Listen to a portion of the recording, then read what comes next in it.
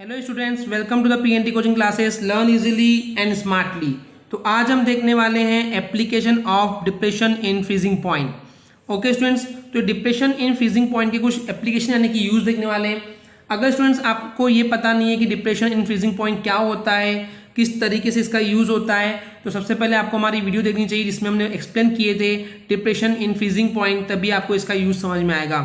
चलिए स्टार्ट करते हैं। तो सबसे पहला जो एप्लीकेशन है वो है in making anti freeze solution, यानी इस डिप्रेशन इन फ्रीजिंग पॉइंट के कंसेप्ट का यूज करते हैं जब हम एंटी फ्रीज सॉल्यूशन को क्रिएट करते हैं। चलिए समझते हैं इसका एग्जांपल से। तो बेसिकली स्टूडेंट्स हम यहाँ पे बात करेंगे कार वगैरह बड़े बड़े जो व्हीकल्स है उनके केस में, क्योंकि उन कार्स वगैरह में क्या होते हैं, रेडिएटर लगे होते हैं। आपने ये वर्ड सुने होंगे रेडिएटर। और अगर आपके पास कार होगी और कभी आपने रिपेयर करने के लिए लेके गए होंगे तो मैकेनिक ने आपको बोला होगा कि रेडिएटर में प्रॉब्लम है। ओके, तो बेसिकली जो इन कार्स वगैरह में जो रेडिएटर्स होते हैं उन रेडिएटर्स के लिए वाटर का यूज करते हैं। और वो जो वाटर है वो बेसिकली कूलिंग लिक्विड होता है, यानी कि वो जो गर्मी जनरेट हो जाती है उस इंजन के आसपास, तो उसके लिए जो है बेसिकली वाटर का यूज किया जाता है। ओके, और मान लीजिए कि जो ये कार वगैरह है ये ऐसे प्लेसेस पे है जहां पे जो टेम्परेचर है वो कभी भी 0 डिग्री सेल्सियस से कम हो जाता है या 0 डिग्री सेल्सियस हो जाता है।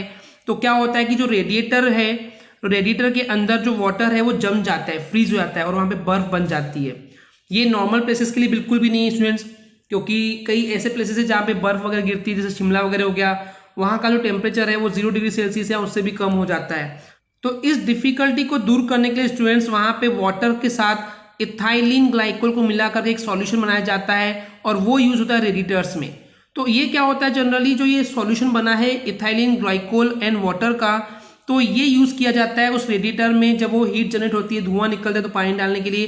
तो वहाँ पानी के बदले पानी और इथाइलिन ग्लाइकोल का सॉल्यूशन डाला जाता है। इससे होता ये है कि सॉल्यूशन का जो फ्रीजिंग पॉइंट है वो 0 से और ज़्यादा कम हो जाता है, तो वो जो सॉल्यूशन है वो इजीली वहाँ पे जम नहीं पाता है और ये प्रॉब्लम्स हमको फेस नहीं करनी पड़ती है। तो यहाँ पे जो इथाइलिन ग्लाइकोल का जो सॉल्यूशन है उसी को हम बोलते हैं एंटी फ्रीज सॉल्यूशन।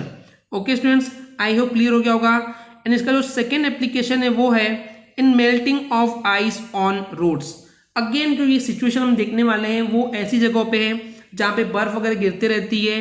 तो सपोज कीजिए एक रोड है, उस रोड पे जनरली अगर बर्फ गिर जाएगी, अगर बर्फ गिरी रहेगी तो वहां से लोग ट्रेवल कैसे करेंगे, आना जाना कैसे करेंगे। तो उस कंडीशन में ये लोग क्या करते हैं कि जो ये रोड पे जो बर्फ गिरी होती है उसके ऊपर वो सॉल्ट डालते हैं। ओके, NaCl या फिर calcium chloride that is CaCl2 डालते हैं। उससे क्या होता है, जो बर्फ है वो फटाफट पिघलने लगती है। ऐसा इसलिए होता है स्टूडेंट्स क्योंकि जैसे ही हम सॉल्ट को उस आइस के ऊपर डालते हैं, जो मिक्सचर बनता है वो इमीडिएटली पिघलने लग जाता है और उसे पिघलने के बाद वो जो रोड है वो क्लीन हो जाता है। और इस तरीके से बर्फ को पिघलाने के लिए भी डिप्रेशन इन फ्रीजिंग पॉइंट का कंसेप्ट यूज होता है। आई होप स्टूडेंट्स आपको ये क्लियर हो गया होगा।